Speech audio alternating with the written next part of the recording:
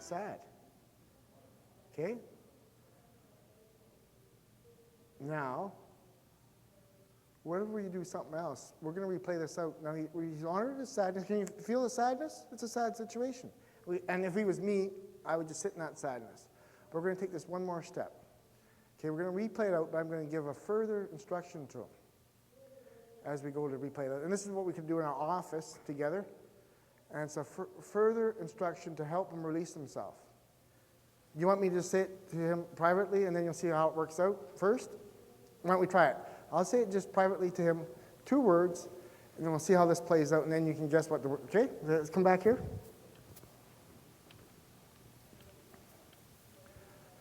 Screw him. Just think. Whoops. Oh. Here.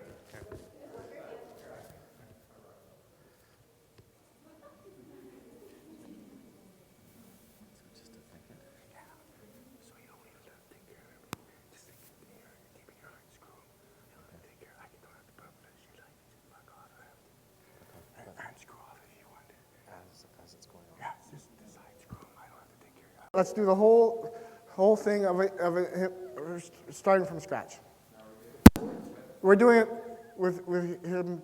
You invite him out to the porch and do that whole thing again. With words. Here. Phrase. Screw him. Because we get locked into taking care of people that are abusing us. And sometimes under pressure, you need something so intense in an embodied way so you can get yourself from being hypnotized, and you say to yourself, screw him, and it shakes you, and now you as Peter Levine's work, he got his physical resourcefulness back. See, you reclaim your physical resourcefulness, you stop trying to take care of him, and he can just run for the hills. He's okay, but he gets intimidated, and he gets cowering, and he gets his frozenness, loses his resourcefulness. Okay? Yep. Would it be something that you would do into the session with the client, and you'd get kind of a gestalt exercise? Yeah, it's sort of like a gestalt exercise. I mean, it's impossible for the child to know what to do. Oh no, this is what you would do. This would be in session. But it may be also, some of this empowering work empowers the person, so if a future situation comes up, they take care of themselves, and they say, I'm not playing into this, screw this person, and I want to hear. So this is why I like the transpersonal trauma work, because it empowers you for the future. You get the insight, you can use it. Okay, not just past-oriented, it's future-oriented. Okay, now, any other questions? Okay, I want to thank our 2 participants. Thank you very much. Okay, 5-minute break, and we'll come back. A couple of people to come back, but any questions? Yep. So a number of the people that I work with would say to me, well, when Yes. now it would be different. Yeah. So are you saying to them, like, as if it were happening at this point? Yeah, and the thing is, we have to keep our clients safe, so it's not like, oh, can you shut the back of that door, please? You know, obviously, but you know, we can't keep track of what's real and what's role-played. So you can have our clients do it, role play it now. That doesn't necessarily mean they have to go back and talk to that dad and get into a big fist fight, because this is all about essence, reclaim your essence. And there was a good question right here that's tied into this. What the question was again?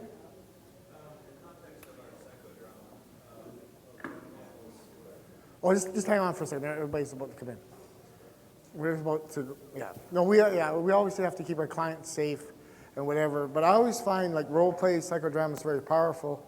So much healing can happen, and you know it hasn't been done in a dangerous situation. Yeah. So if they say, I did that back then, you would have them do something else, or you would? Or they might have needed to just screw off, right? Because they might have done it and gotten into a bag. Yeah, like for example, but here the guy that played me out, he now has a feeling of resourcefulness, but he may be able to handle his dad better in future situations now.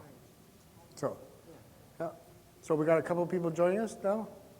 Okay, we've just been working on transpersonal approaches to trauma, and everybody else has introduced themselves, and My name is Gary, and I'm a recovering narcissist. And it's Tom. A few little words to everybody. I'm Tom. I'm a researcher who's kind of a recovering clinician. Yeah. Because the research is taking so much time. Well, hey, you know, some things are like terminal and disease, but, you know, perhaps you've got some hope. Yeah. Okay? And? My name is Scott Connigan. I'm a researcher Okay. in addictions, and I apologize at 12:15 I have to go. Okay, that's okay. But I'll just warn you, this is all very experiential. Okay? So, we're just working on our transpersonal approach, and Wilber, transpersonal approach to trauma. And the question was? The question I had was, during our psychodrama and referring to some of the stuff that we talked about earlier, with the activity of not becoming attached to the feeling of judging the feeling, You said? that the trauma not happening. Yeah, see, here's the thing, is what can happen then is this. We get, with trauma incidents, we get to think there's a huge loss. Now, if you have him sit in his feelings, no judgment, what can happen is, sitting there, he can reconnect with his own essence. See, the danger with trauma is we take it beyond the incident and we freeze our essence. And so little Gary, even as he's acted it out and working this through, can say to himself, oh my goodness, I thought my wholeness was ripped away from me, but as I get connected to these feelings connect me into my essence, and now the loss of trauma, which I thought I lost my deep soulfulness, that was only a mirage. Actually, I still have my essence. And what does that do to you in terms of a sense of self-empowerment when you reconnect with your own deep essence? Powerful healing. See, then, along with that, that means you're no longer a prisoner of your trauma. And along with that, it also means that you no longer have to be defined by the story of your trauma. Because how do you get out of victimhood? Well, you get out of victimhood when you start getting reconnected with your huge essence, and you realize, well, I don't have to play that game anymore because I got my huge essence happening here. Does that make sense? Okay. Okay, now we've been working on this level 3 stuff. I just want to give you a little different example now of a different scenario. You know that dependent person scenario I was talking about on level 2? You know, the one that's begging for validation, you know, has no friends. Well, how about in a level 3 situation? Think of a situation where you were very unassertive. Life called you to be assertive in the moment. You felt the butterflies in your stomach, and you sat there and let the other person run right all over you. Can anybody relate to that? Okay, I need someone to come up and tell me about a recent unassertive situation where they failed themselves. It's only like a 2-minute thing. Who would be willing to come up and work with me? I'm about to pick on Mark because I know him. I'm so assertive. That's true, you are fairly assertive. You don't have an assertive? Okay, anybody think of a little one? Okay, come on up.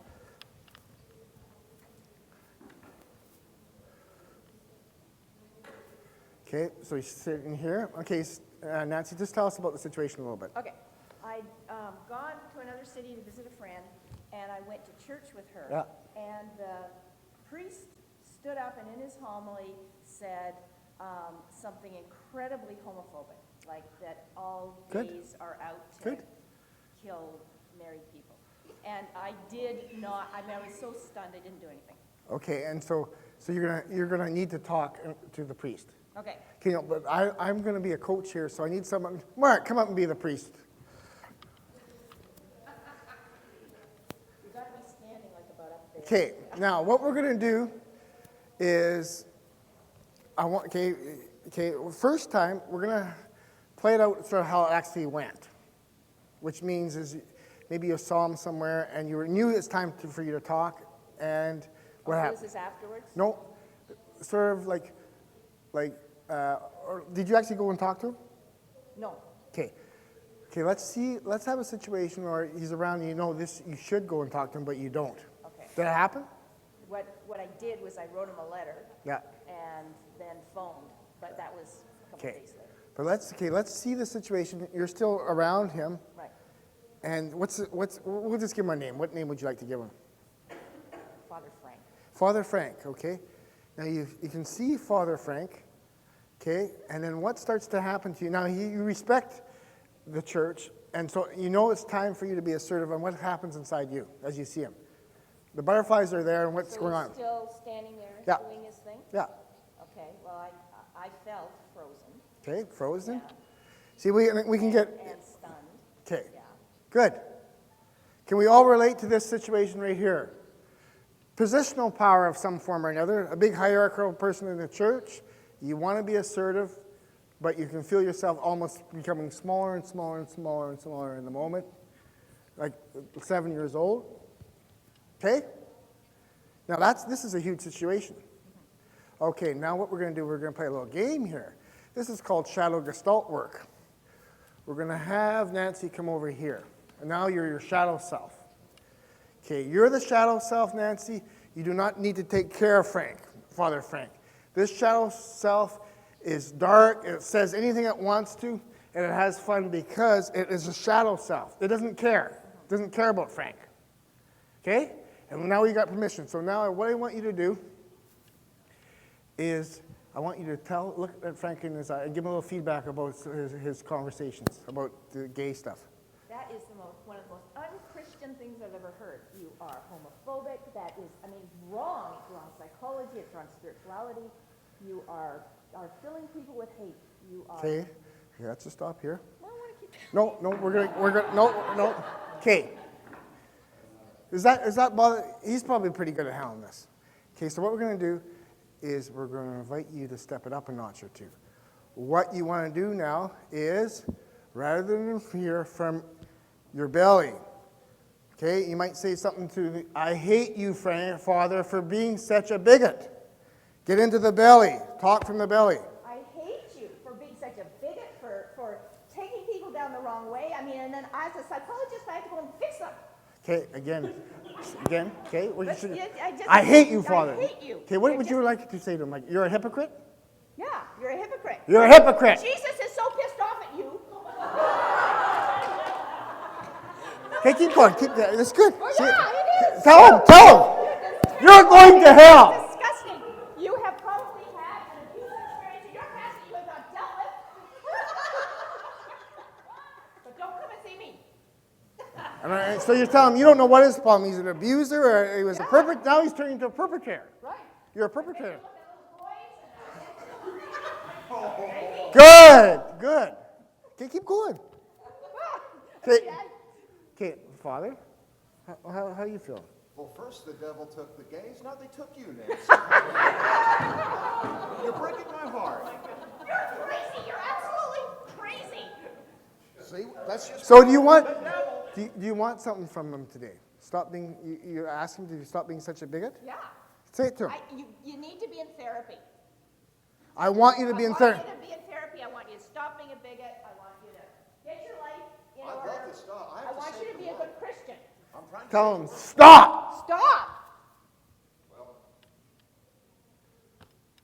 Okay, so slow it down here. Okay, now how's the energy feeling for you? Well, I got it. Belly, can you feel that? Reclaiming her energy? Yeah. Okay, now you're gonna have you don't give me opportunities to visit with Father Frank. Is there any last few little things you need to say to him?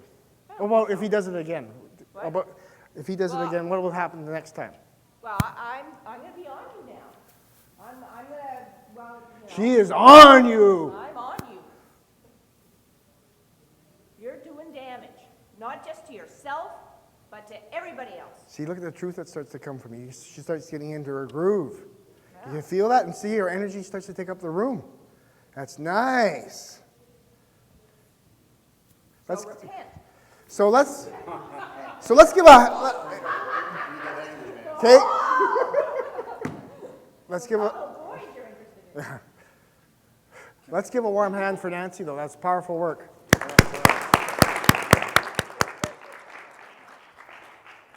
You see, now what you can do, though, is even though we use the shadow self for that, do you think now she's had an experience when she actually meets, if this was to play out again, she'd be ready to go, wouldn't she? You lose your fear. You got access to all that power. You're ready to bring, if you can bring it on to Father now because you've claimed your own energy back. So often we can use this type of, I would call sort of shadow gestalt work to someone to claim their assertiveness back, claim their own self, or like learners working when you've de-selfed yourself. Claiming your selfhood is very important work because what we're really up to here is managing our own energy. Okay, so we're going to carry on because basically what I'm trying to do is take you all the way home in a 2-hour workshop. Okay? Another thing you can do is work on the critical voice, but we sort of done that already. Where are we here? Am I going backwards?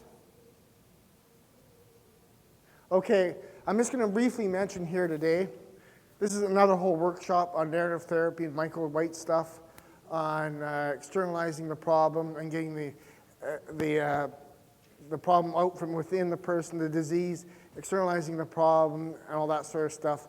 That's like a whole huge area in itself. I'll just briefly mention it here.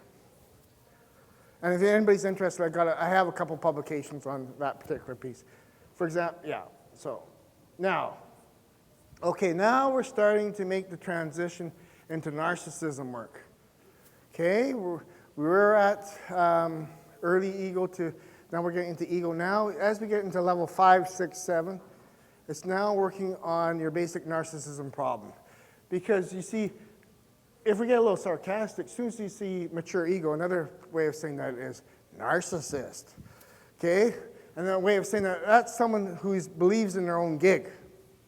Now, gig is a term we use in our program all the time. And does everybody know what gig means? Okay, the gig is what's your little gig. So we try to do that to make it very transparent as what we're up to. So now we're going to start working on our gigs because we're building up the ego. But if you have an ego like a rock, people whose egos are like rocks, do you like having friends whose egos are like rocks? What's it like to go out for a little 0.001% beer with a friend like a rock? Not a lot of fun, is it? No, because they're not porous, you can't be dancing around, you can't make little sarcastic, black-hearted jokes. Okay, so now we're starting to deal with this problem of success. I'm a success. And if you're successful, you get to be very violent. You can run over people, you can push people out of the way, blah, blah, blah. Ain't I important? But if you're serious, you got to start working on this. Now, how many people here have read Byron Katie's Loving What Is? Oh, well, I'm going to introduce you just briefly to it as we're starting to get warmed up. Byron Katie anyways, she was a real estate salesperson, successful, but she had eating disorders problems, and she was very depressed. And she ended up in an eating disorders halfway house in the attic because no one could stand her. Then one day she realized, all I do is make stories up all day. I just make stories up about other people, and stories up about myself. This is how I keep my ego going. Stories, little stories about other people, little stories about myself, little stories about how I'm such a victim to other people, and little stories about how I'm never appreciated by anybody else. So she came up with a 4-question thing where you go through, is it true? Is it absolutely true? How do you react when you think that thought, and who would you be without that thought? Anyways, there's a whole workshop involved with it, but for example, I'll just give you a quick little example. A wife says, my ex-husband always is an asshole. This is how people talk and think, isn't it? When you're already divorced, you think, and you say to that person, is it true? She goes, yes, yes, yes. Is it absolutely true? Maybe not. Sometimes he's been okay. Sometimes he's picked up the kids. So all of a sudden you've deconstructed. Because the way we start to deconstruct the ego is we deconstruct all our stupid stories. both about ourselves and about other people. We unpack our ego. We got to try to make it more porous. So we don't need to have, like you know, we don't need to be walking around with all these stories all the time. But as I said, I would check that book out. Now, just for a second, I want you to, on a piece of paper, write your 5 special gigs for this lifetime. Your 5, how you established your specialness so far. 5 different ways that you tried to establish your supercalifragilisticexpialidocious specialness. And be honest with yourself.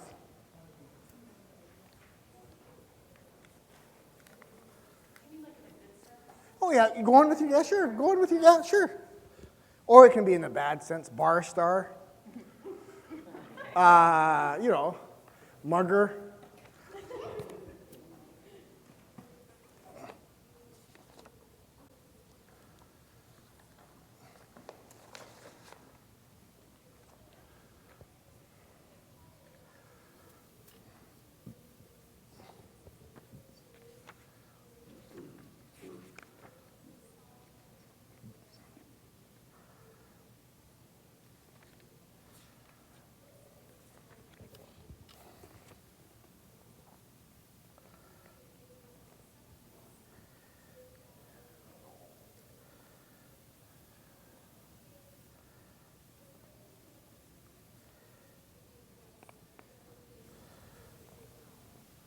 For example, let me read you a few of mine. Star goalie, trying to make it to the NHL, you know, like hundreds of others, got scouted, but nothing happened.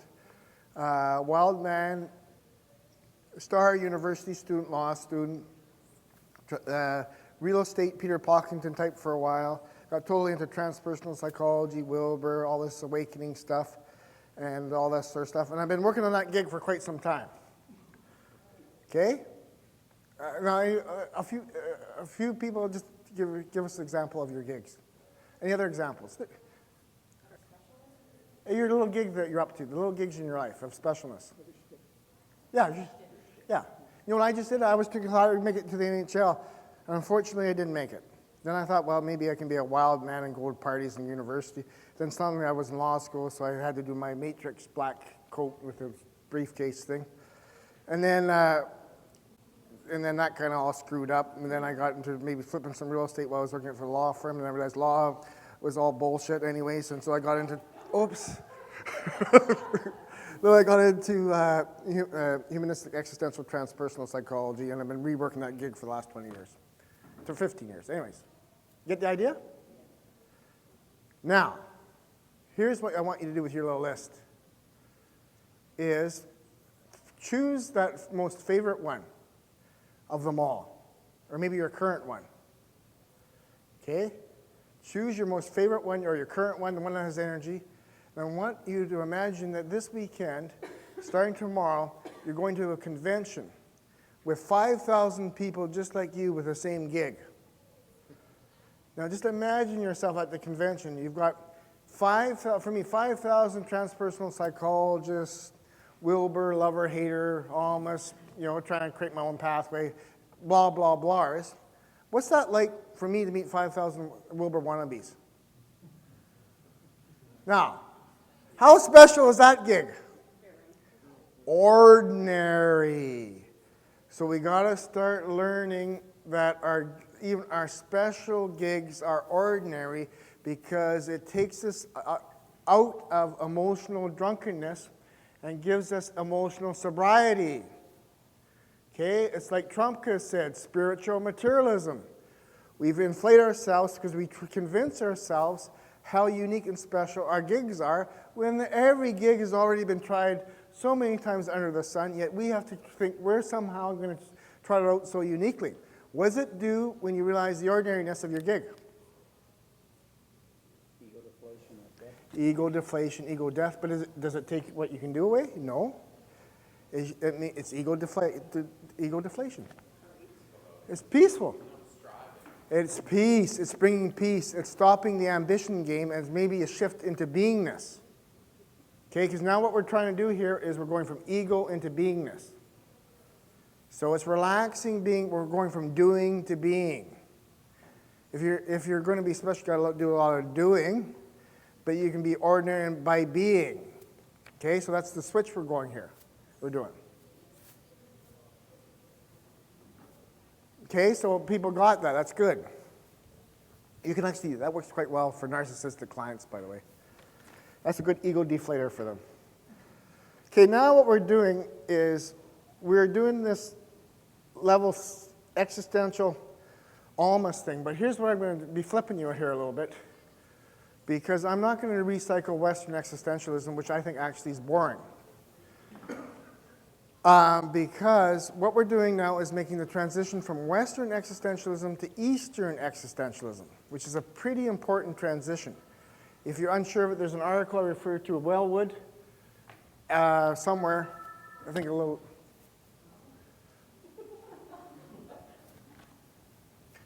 Okay, so what I'm trying to do here is make the basic point, though, that we're not going to try to be egotists. We're not trying to actually fix Humpty Dumpty that fell over the wall, patch them all up, and put them back together again. We're not up to that. We're no longer up to the separate self-ego project. We're letting go of the ego project. Now, how many people have any idea what I'm talking about here? Oh, well, we got a few of us, and we'll see if we can convert some more of you as we go along here. So, what we're doing, here's where the dirty work comes with addictions. What we're going to be doing now is we're going into the heart of addiction, which is emptiness. Because the problem is all these interventions never touch emptiness. And emptiness is at the heart of this whole thing, because emptiness is at the bottom of being, and it's what a person with addictions issues is always facing. And we can combine that with emptiness and our little narcissistic gigs, we got ourselves someone with addictions issues. So we're not going to shirk away from emptiness. We're going into emptiness. So that's so IL1a or Jean-Paul Sartre would say the way you save yourself from nihilism is by some personal project, some courageous project. We're saying, and then what? Then you're back to the abyss again. You're back to the emptiness. So we're saying, that's actually really a lack of courage. What we want to do is we're actually going to do something very challenging with ourselves and our clients, is we're going to sit in emptiness. Okay? We're moving in. This is where the rubber hits the road, because emptiness is something that we're taught to always avoid. But it's like opening, as Heidegger would say, it's always opening up in the ground of our being all the time. That sense of emptiness and death is always opening up in our being. So we're not going to run away from that anymore. We're going to try to be a little more courageous. Okay, so to do this, what I'm going to introduce you to then is Almus's work, who's kind of a rival for Wilber, but he's a better therapist than Wilber. One of his best books is called The Point of Existence, Transformation of Narcissism. And the last part 3, where he actually is clinically working with narcissists, I would really recommend, but we're going to do a little bit now. Okay, so what we're doing is, what we're saying here is that you have to actually work it out. And then for some of the people who have a Christian orientation, this is Christian mysticism we're integrating here too. So don't get afraid. When I say Eastern, I mean people that realize you have to dive into the abyss and work it out. So, now, what we're going to do then is we're going to move into working through this fundamental problem. The fundamental problem is this, and I can remember it myself. When we're young, they say God plays a little trick on each one of us and whispers into our ear as we're being born, "You're special," and then leaves it at that. So every one of us goes running around trying to be special. Okay, and then at some point in our life, we try to be special. We have all these different gigs. But how does life reward you when you're a narcissist? No. After a while, you start getting invited to actually, because what's the life of a narcissist like? When you're a narcissist, what you live for is mirroring back from others. You live for that validation. You don't live through your own beingness. You live through validation. And you got everybody telling you how wonderful and special. You do not have a direct beingness connection to yourself. It's other-oriented. You're always feeding off other people. And if the other people go away, a narcissist has a hard time. So, and then, you know, a certain amount of narcissism is very functional, because then you can do a little drama thing or whatever, and everybody, wow, and you go, that's wonderful, and you go, hey! And then you gotta go back to your empty hotel room. Okay, so, what Almas writes about and what other people talk about is, the problem is a narcissist gets stuck. Now we're speeding it up here because we don't have that much time. You get speeded up, you have internalized self-other object relations. Meaning, what that means is you got these little gigs going on that involve relationships inside your head involving other people. And basically you're saying to the world all the time, feed me, make me feel special, make me feel entitled, make me be wonderful. That's my gig. I have to be wonderful. Now, does this sound familiar to anybody? Yeah. And you look at how our society with Hollywood and the videos and all that music industry feeds into this. So, now, what is the pain of being a narcissist? See, the pain of a narcissist is you're inauthentic, because you're sort of like a politician. You have to feed your audience so it can feed you back. And it's not very relaxing, because people it's like stormy weather. One day they like you. Have you ever found out sometimes you go to work and everybody likes you one day? Oh, well, the next day a bunch of people hate you, you don't even know what happened. It's like stormy weather, up, down, something. Now you're not in. You're out the door. So it's a very shaky existence. And see, when you get addicts pathways, addicts are like that. They like to be the big operator. Hey, I was a street person. No one cons a con. I will take you down. And stuff like that. And we like Donald Trump and all these new reality shows. And who wants to be a rock star? Instant narcissism. Living in your car, JD, living in your car one day, playing around, touring in jets 6 months later with INXS. So, when we start to realize that we have the problem ourselves of narcissism, how does that feel? Now, what can happen is life starts to create this empty shell. We have the experience that our gig is all crap. And it hurts. And you can't BS yourself. You can feel it's all crap, it's all hollow, it's meaningless, it's all so pathetic. And people will try to keep it up for you, but you know it's all crap. Anybody ever had that experience with their gig? Okay. But see, what we do in counseling is we say, oh, no. We gotta rebuild you up again. We gotta rebuild you up. Because we make the mistake of saying, oh, that's suicide talk. That's not suicide talk. That's an invitation for some transformation. That's an invitation to let the whole narcissistic gig go. So, but us being narcissists, do narcissists go down quietly? No, because you may say, oh, I'm realizing it's an empty shell. And then what you can do is, you get a good old-fashioned case of narcissistic rage. You say, well, my life would have been better if my dad hadn't cut my hair. That was fine, or whatever, or, you get all the reasons, you get into your narcissistic rage. And we see this with our clients. They're starting to sort of hit bottom and get into their beingness. And just when they're ready to go, they get into their rage and put a big complaint against you. You're a crappy therapist. You're going to phone the Psychology Association. So, and then our one gig goes, and we reconstitute another gig. Oh, realize that the law gig isn't going. Maybe I'll flip a little real estate on the side. Maybe not, we reconstitute gigs because it's very threatening to be in our bellies.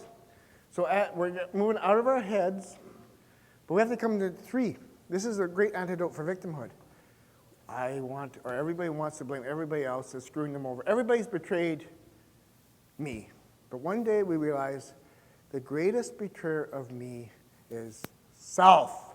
Self to self. Because, sure, there's been all these betrayals, but I abandoned myself, my essence, a long time ago. And I've been doing all these narcissistic games. I haven't been taking care of my essence for a long time. Even if there's all these things that have happened, if the final sword is, who can you blame for that? You pulled it off yourself. So what happens when ultimately to the narcissist when you realize the greatest betrayer has been yourself?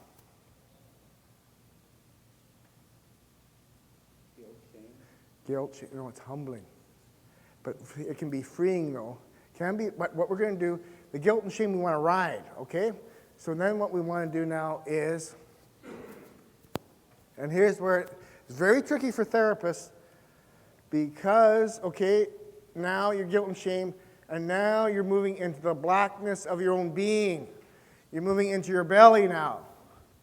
Oh. You mean, I love this. You suddenly realize this is classic transpersonal psychotherapy. When a person says, you mean I'm the problem? Bingo! And that's sad. I had everybody, I'm the problem. You see, that's sort of like that Van Halen song, Jump, when the person suddenly realized, my God, I'm the problem. And that's maturity. The day you realize I'm the problem. Then I was just wondering, in mapping this on for the 12-step program, you're talking about doing a 4-step inventory and then moving over to the very far right on the 4th column of a 4-step inventory, realizing that these character defects are what has victimized oneself, and that's why one's life has been unmanageable. Yeah. And then working through that on the 6th. Yeah, this parallels very closely to 12 steps. Yeah. I want to get you off track. Yeah. I just want to clarify something for myself. Yeah. In terms of rage theory, they have your oral, schizoid, Yeah. rigid, and then the psychopathic, which is narcissism. Yeah. Are you basically saying that all of the defense structures underlying narcissism? Yeah, I'm saying but not in the narrow sense. I would say in the, put it another way, is you can have it would take a little while to answer that, but yes, in a global sense. And then we use narcissism not in the sense of a negative judgment word, but more as a growth term, in the sense we all get stuck into our narcissism. So that we can use it, and if we see it that way, then narcissism becomes a much more looser word, that we don't feel judged and we laugh at ourselves that way. Temporary stage. Yeah, temporary stage. It's almost like close to the word ego. It's a temporary stage which has to be worked through as we move towards ego-transcendence. Okay? Oh, yeah, in here.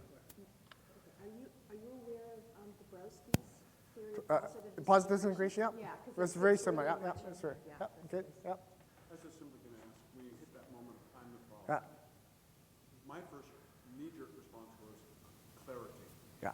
And See, not shame and guilt, here's the thing, surrender experience. Now I understand.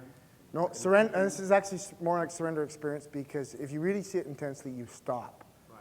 There's clarity and beingness right in that moment, and it doesn't even hurt you to say, I'm the problem. And you actually relax, and you stop trying to save yourself. You're no longer saving yourself, and you're just sitting in beingness. And for the first time, you're part of the human being. Exactly. Yeah, good, yeah, exactly, yeah. Nice. Okay, so the thing is, now, this whole workshop comes down to almost like this point right here. Now, the client says, I'm the problem. Now, if you, the therapist, have not worked this out, this is very vital right in this moment. Your client's realizing I'm the problem. Now, your therapist is, what is your first name? Scott has just told me I'm the problem. Now, if I'm a typical cognitive therapist, I'll say, well, come on, that's a bit of an overjudgment. Work on your cognitive distortions. Some crap like that. But if I'm a true transpersonal therapist, what I will do is smile, because I'm saying I too am the problem. I too have had that experience of being a total narcissist. But here's the rub. Can you actually ever guarantee to anybody that you're not falling into the pattern of narcissism again? This is what the gurus have gotten into trouble from the East. They said they're permanently awakened, but we are a screw up right around the corner. So I have to say to Scott, I too. You know, sir, welcome. Welcome to the club. Okay? Then it keeps your narcissism in check because you have that felt sense of hitting bottom. It's like the Taoistic Lao Tzu thing, being at the bottom of the ocean, being at the bottom of the river. So you're not going to go around bragging how wonderful you are because you have an added experience of being at the bottom of existence. But that's okay, you figure it out. Okay? And then from that place, that's where you do your therapy work with people, from being at the bottom. But being at the bottom can open up to all the levels. Okay, so you don't lose anything, but you stop this climbing up. You stay connected with the ordinariness of existence. Okay, does that make, this is pretty tricky stuff here. This is pretty huge. This is like a paradigm shift right here.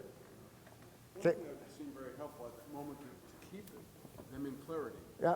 is a colleague of mine has said, nothing is so together as when everything's falling apart. That's true, though. Nothing's as so together as when everything's falling apart. That means, though, you give up the illusion of like these little expressions, get your together. You realize it's all a grand illusion, that actually you only stay in flow. You stop trying to construct this personality. You take one step at a time, stay in your self-awareness, and you just go from there.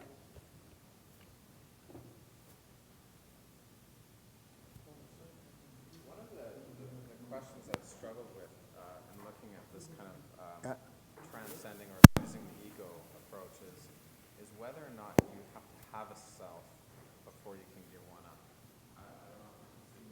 Well, it's tricky, though, isn't it? Because, like, or what's your particular take on it? Because these questions get better answered from a personal basis. Like, I guess at this point in my thinking, I would kind of say, yeah, like you have to come to some self. Yeah, and here's the thing is, that's generally the case, but occasionally you have a unique person. Have you ever had clients that, like, even they're like 8 years old and they're already having existential crisis? And they're already building fast and already, so I don't think we want to make, they're already moving in existential crisis. So if you can facilitate them into moving into these higher levels fast in life, I think that's wonderful. And so we got to be careful. I'm not, the thing is, that's opposed to, say, the borderline type person who does not have any sense of self, is reacting all over the place, putting complaints in. But those are two different scenarios. Yeah, I'm thinking more along the lines of, yeah, like a borderline. Yeah, no.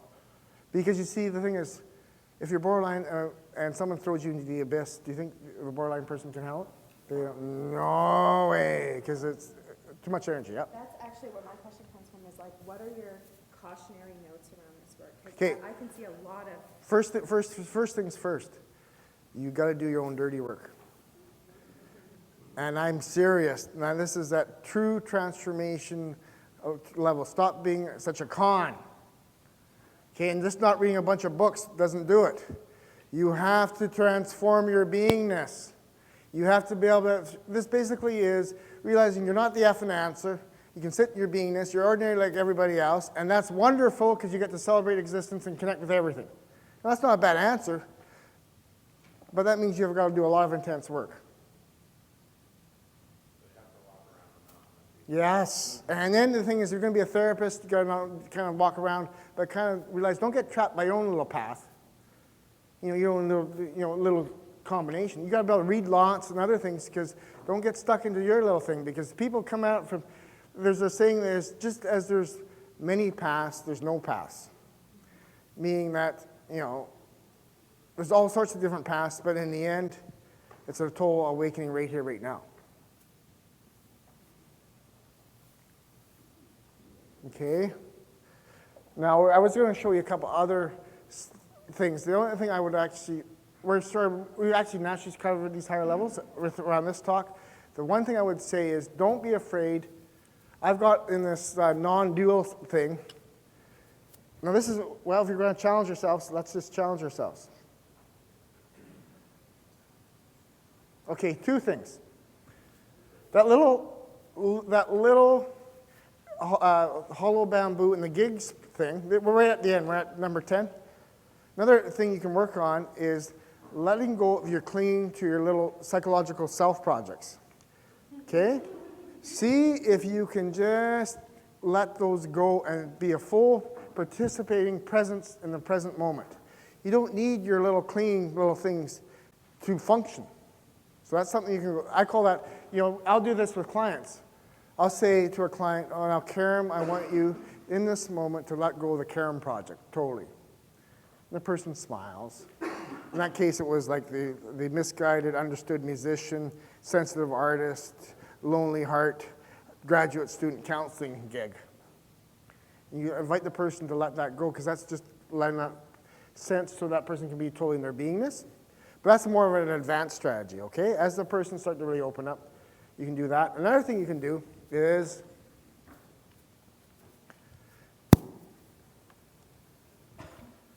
now this is getting a little near the end of the line, where you actually meditate with a client, where you actually meet death right here, right now, in the present moment. Because earlier on I was talking about Western existentialism. Western existentialism always positions death in the future. So there's always a fear involved. But if you can merge with death right here, right now, you can see death is part of life. Death has a natural energy. And if you start to get into it, what life energy and what death energy, what light energy is, what dark energy, it all starts to intermingle. But that can be a very important gift to clients if you can do that yourself. But you see, the experience you go through is like a total death thing.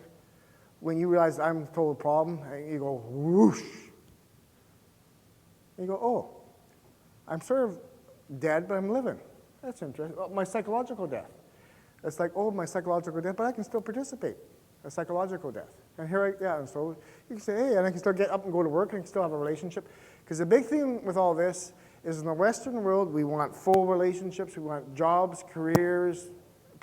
We don't want to be leaving all that behind. We want to fully embrace this in everyday life. Okay, we've got about 5 minutes, and any other questions? I'll stop talking about the slides. But that was a good question. What came from you? Basically, you got to live this stuff, and you got to really breathe it, but you can't fake it. Okay, and I think that's very important. Any other comments or questions? I get the sense that we're starting to wind down. If there's any little people that need to talk to me afterwards, that's fine. Everybody got a handout? Okay, why don't we give ourselves a collective round of applause? Woo!